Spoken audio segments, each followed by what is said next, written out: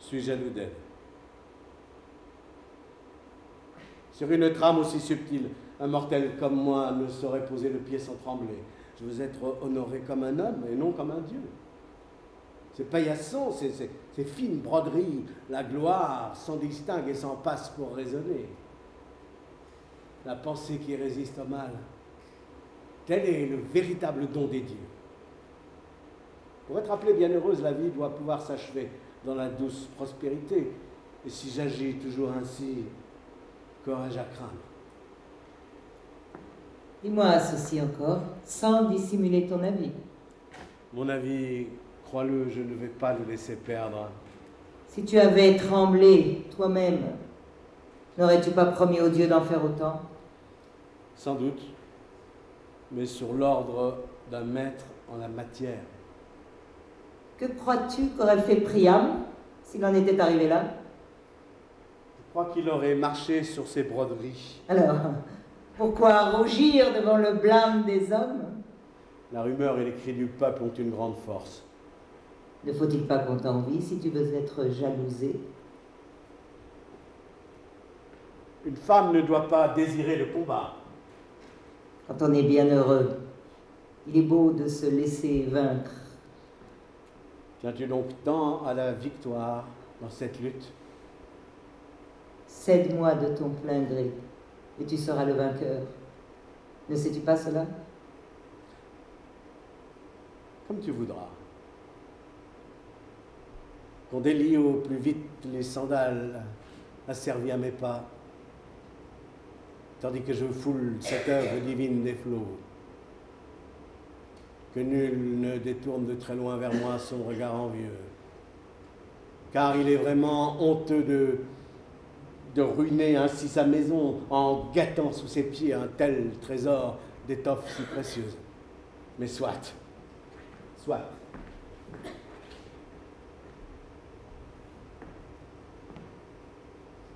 Cette étrangère fait lui bon accueil, qui triomphe avec douceur, un Dieu le voit de loin et lui sourit. Nul ne revêt de bon cœur le joug de l'esclavage. Parmi toutes les richesses, elle est la fleur que les troupes m'ont réservée comme un présent fait pour me suivre.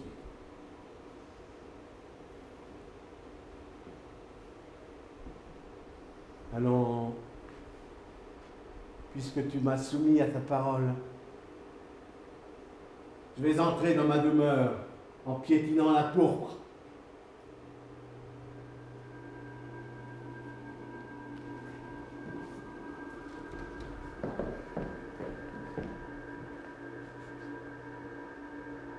Pourquoi s'acharne-t-elle la terreur qui m'assiège à voltiger autour de mon cœur prophétique? Pourquoi sans ordre et sans salaire s'élève ce chant d'avenir? Pourquoi ne puis-je pas cracher au loin comme après un rêve ambigu, afin d'asseoir la confiance et la foi sur le trône de ma poitrine? Depuis que sous le choc des amarres le sable s'est envolé, le temps a bien vieilli. Depuis que vers Troie notre flotte s'est élancée. Et je constate de mes yeux son retour et j'en suis témoin. Et pourtant voici l'hymne sans lire, le chant de deuil de l'Érynie, que sans l'avoir appris mon cœur entonne, après avoir perdu toute confiance et tout espoir. Non, les entrailles ne mentent pas, lorsque dans les poitrines justes le cœur fait tournoyer la ronde de ce qui devra s'accomplir. Mais je prie que de mon attente ne tombe que vaines paroles, dont le jet n'accomplisse rien.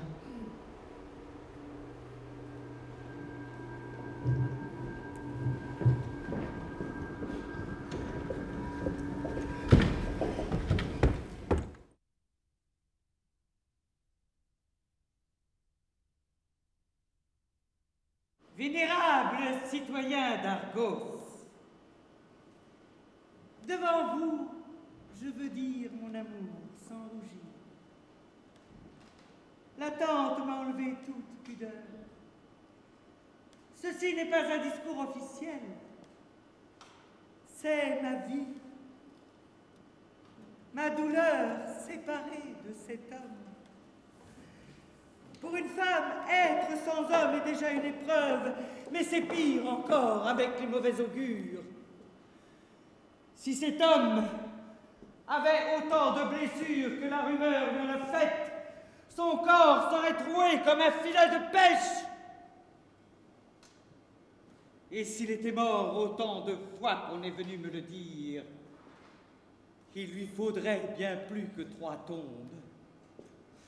À cause de ces oui-dire, il a fallu plus d'une fois retirer par force la corde que j'avais mise à mon cou pour me pendre. Et c'est aussi pour cela que le fruit de notre alliance, Oreste ton fils, est absent.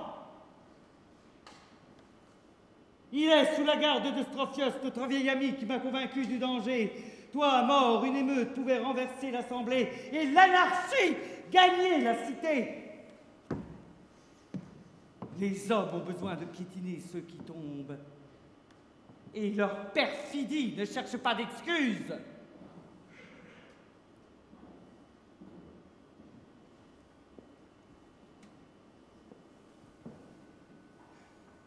La source de mes pleurs s'est tarie. Mes yeux sont usés par les veilles interminables. Et ce signe de feu qui ne venait pas. Le moindre bourdonnement de bouche me réveillait, me ramenait à une inquiétude pire que mes cauchemars. Mais je veux oublier la souffrance et le deuil. Je veux saluer l'homme qui vient, gardien du troupeau, ancre du navire, colonne qui soutient la maison, fils unique du Père, terre ferme pour le marin, lumière dans la tempête, eau pure pour le voyageur assoiffé. Il a renversé la fatalité. Il est digne de ces noms. Qu'on ne nous jalouse pas. Nous avons payé cher ce bonheur. Maintenant, viens, mon ami.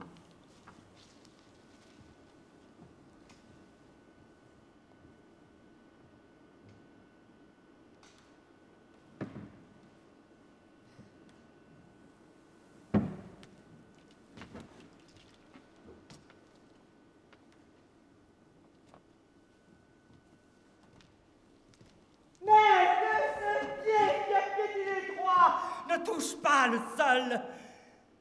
Vite, captive, déroulez le tapis de pourpre. Qu'il marche guidé par la justice vers sa dernière demeure. Un désir qui ne dort jamais va s'occuper du reste. Avec l'aide des dieux et selon l'exigence du destin. Fille de l'État, gardienne de ma maison, mon absence comme ta parole ont été trop longues. Quand il vient de sa propre famille, l'éloge est obscène. Ce cérémonial ne peut que m'endormir. Nous ne sommes pas chez les barbares. Inutile de te prosterner, de pousser des cris. Inutile aussi de dérouler ce tapis rouge. Je ne veux pas créer de jalousie. Ce sont les dieux qui ont droit à cela. J'ai comme peur de ce tissu éblouissant. Je ne suis pas un dieu, je suis un homme. Je sens que je ne dois pas faire cela. La prudence aussi est un don des dieux. Je veux achever ma vie dans la douceur et la prospérité. Dis-moi la vérité. Je dis toujours la vérité. C'est à cause d'une promesse faite aux dieux. Aucun devin ne m'en a donné le conseil. À ta place, qu'aurait fait Priam victorieux? Je pense qu'il aurait marché sur ce tapis rouge. Qu'est-ce qui te fait peur? Le jugement des mortels? Le jugement de mon peuple. Je l'ai puissant. Celui qui n'est pas envié n'est pas digne de l'être. Une femme ne doit pas chercher le combat. C'est beau qu'un vainqueur se laisse vaincre. Mais pourquoi veux-tu cette victoire? Triomphe en te laissant vaincre par ma parole.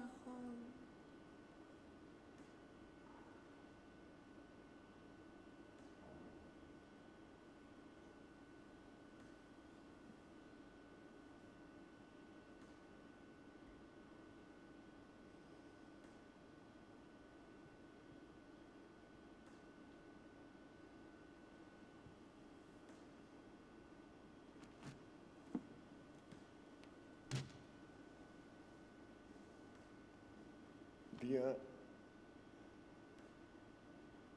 puisque tu le veux,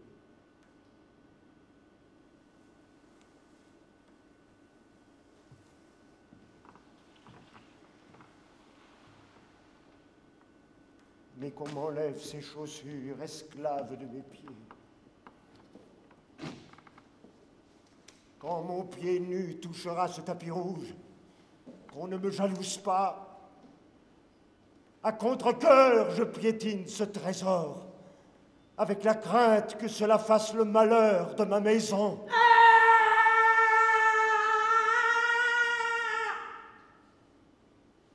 Tu vois cette étrangère? Accueille-la bien. Celui qui abuse de son pouvoir est rejeté par les dieux. Il est dur d'être esclave. Elle est un des plus beaux trésors de mon butin.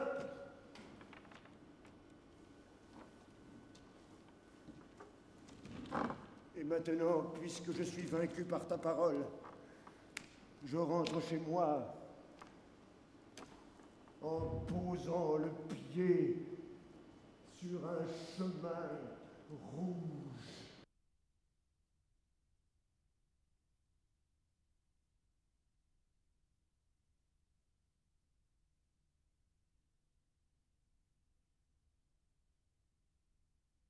Alors, malheureuse, cède à la nécessité, inaugure ton jour. Ô Dieu, terre, Apollon, Apollon, Seigneur des routes, toi qui me saignes, jusqu'où ta route m'a-t-elle conduite? Chez les Atrides. Valet, haï des dieux, complice de tant de meurtres, tant de têtes coupées, abattoir d'hommes au sol trempé de sang. L'étrangère semble avoir le flair d'une chienne. Elle cherche et va débusquer le meurtre. Ces enfants qui sanglotent, qu'on égorge, leur chair rôtie, que dévore leur père. Prophétesse, nous connaissons ta réputation, mais nous ne recherchons pas de prophète. Ô Dieu, qu'est-ce à nouveau? Douleur profonde, profond malheur qui se trame dans ce palais, insupportable proche, et le secours absent au loin. Je ne saisis pas cet oracle, mais l'autre m'était bien connu et toute la cité le crie. Regarde! Restez loin de la vache! Le taureau dans la toile, elle a saisi par ruse les cornes noires et frappe! Il tombe dans l'eau du bas. L'ambassadeur perfide et mortel, je te compte l'issue fatale. Je ne m'y connais guère en oracle divin, et sous ces mots je devine un malheur. Hélas, hélas, malheur à moi, la misérable, la maudite. C'est bien la mienne que je crie, ma souffrance que je répands. Oui, jusqu'où ta route m'a-t-elle conduite? sinon jusqu'à la mort que je vais partager. Ah, mon délire, et que possède un dieu, où s'énonce, ou quel esprit t'impose ces tourments sans réalité. Oh, épreuve, épreuve de ma cité, qui l'auront ruinée tout entière. Oh, sacrifice paternel, pour le salut de nos remparts, où périrent tant de troupeaux de nos prairies. Mais nul remède n'aura pu épargner à Troie le sort qu'elle a souffert. Et mon esprit en feu va bientôt tomber sur le sol. Ces paroles font suite aux précédentes. Ces quelques dieux aux pensées malveillantes qui, s'abattant sur toi de tout son poids, te forcent à chanter ta souffrance plaintive et porteuse de mort. Mais, enfin, me laisse m'éloigner. Allons. Ce n'est plus à travers un voile que l'oracle va jeter ses regards, ainsi qu'une jeune épousée. Ce n'est plus par énigme que je vais donner à penser.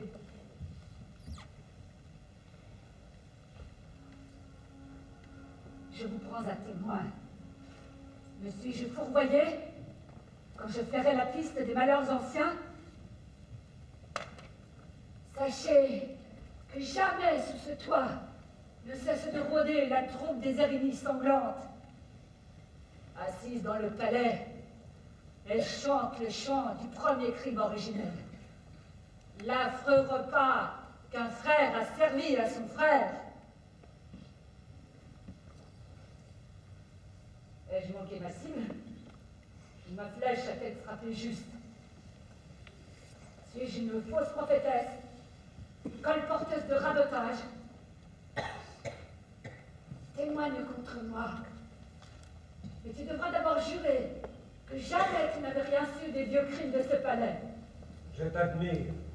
Toi, nourri au-delà des flots, dans une langue étrangère, chacun de tes mots a porté comme si tu avais tout vu. C'est un don que je dois au devin Apollon. Pourquoi, un tel présent, l'aurais-tu frappé de désir? Il voulait me séduire et respirer l'amour. Et tu lui promis de céder à sa passion. J'y avais consenti, mais je n'ai pas tenu parole. De ton talent divin, étais-tu déjà la captive? Déjà, je prédisais ce que souffrirait ma cité. L'Oxyrte, dans sa colère, ne t'a donc pas châtié? Si! Nul ne m'a plus jamais cru. Après ma trahison. Oh. Oh. Oh. Oh. Revoici la terrible épreuve. Le vertige divinatoire qui me tord et me trouble.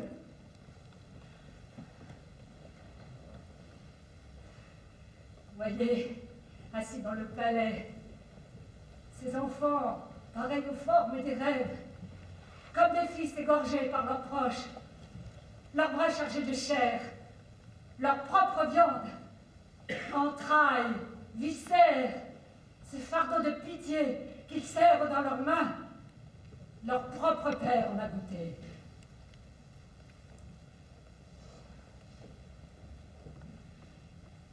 Pour cela, je l'affirme, il se médite un châtiment. Un lion sans force est vautré dans le lit pour garder la maison, hélas, et guetter le retour du maître qui est le mien, puisqu'il me faut porter le joug de servitude.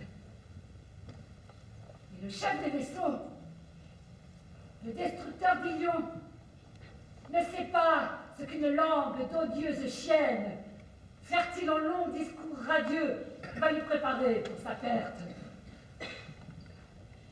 Telle est son audace, femelle, tueuse du mal. Elle est, comment nommer l'abominable monstre sans me tromper?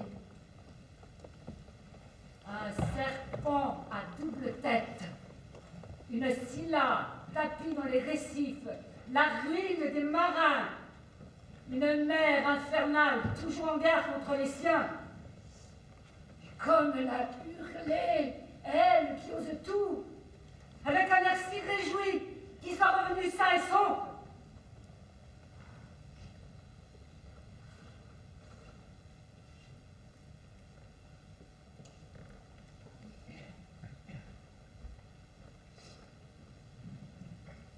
crois pas. Quelle importance? Ce qui doit advenir viendra. Pour le festin de Dieppe, fait des chairs de ses fils, j'ai compris et tremblé, et je suis saisi d'épouvante. La suite, je l'ai écoutée, mais je cours bien loin de la piste. Je dis que tu verras la mort d'Agamemnon. Toi, malheureuse! Laisse dormir ta langue. Mais nul ne peut guérir cette parole. Quel est l'homme qui prépare cette horreur? Maman, tu t'égares trop loin de mon oracle. Je ne vois pas comment s'accomplirait le crédit. Pourtant, je sais trop bien parler le grec. Tout aussi bien que la Pythie, et de façon aussi obscure. Apollon! Oh, pitié! Pitié! Elle! Sur ses deux pattes! La lionne dans la couche du loup! En l'absence du noble lion va me tuer! Malheur à moi!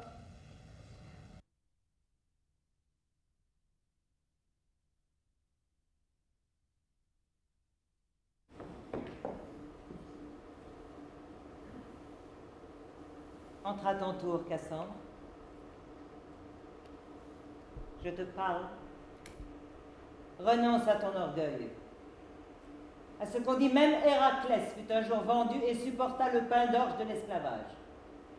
Si la nécessité t'incline vers un tel sort, rends-lui grâce de te donner des maîtres nés dans l'opulence. Ici, tu seras reçu selon l'usage.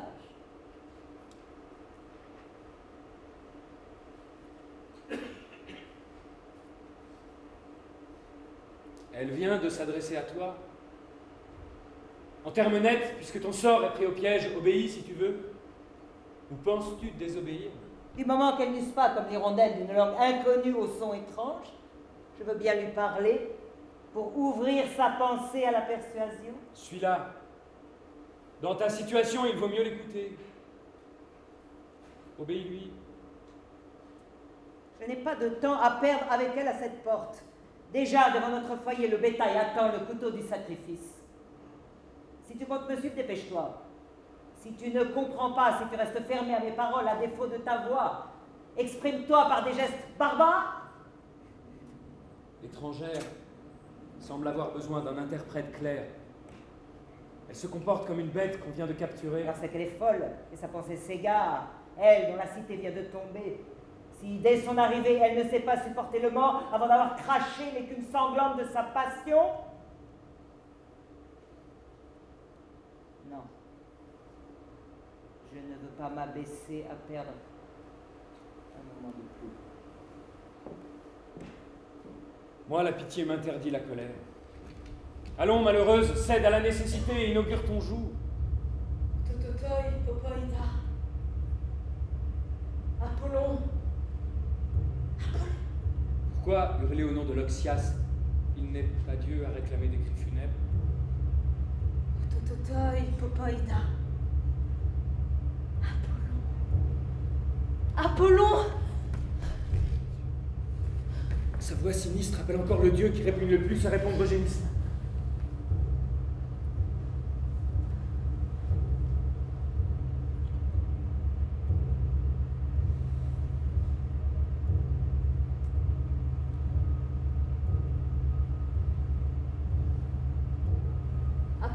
Apollon, Seigneur des voix, toi qui me saignes. Oui, car sans mal, tu m'as saigné pour la seconde fois. Elle semble devoir rendre un oracle sur ses malheurs. Sa pensée est esclave, mais le devin la hante encore. Apollon, Seigneur des voix, toi qui me saignes. Ah, jusqu'où ta voix m'a-t-elle conduite? À quel palais? Chez les Atrides. Ne comprends-tu pas? Je te le dis, tu le rediras sans mensonge. Palais haï des dieux, complice de tant de meurtres, tant de chair dépecée, abattoir d'hommes au sol trempé de sang. L'étrangère semble avoir le flair d'une chienne. Elle cherche et va débusquer le meurtre. Ah, j'en crois ces témoignages. Ces enfants qui sanglotent, qu'on égorge, leur chair rôtie que dévore leur père. Prophétesse, nous connaissons ta réputation, mais nous ne cherchons pas de prophète. Aïe, oh, qu'est-ce donc qui se trame? Cela, qu'est-ce à nouveau douleur profonde? Profond malheur qui se trame dans le palais, insupportable aux proches, presque incurable, et le secours absent au loin. Je ne saisis pas cet oracle, mais l'autre m'était bien connu et toute la cité le craignait.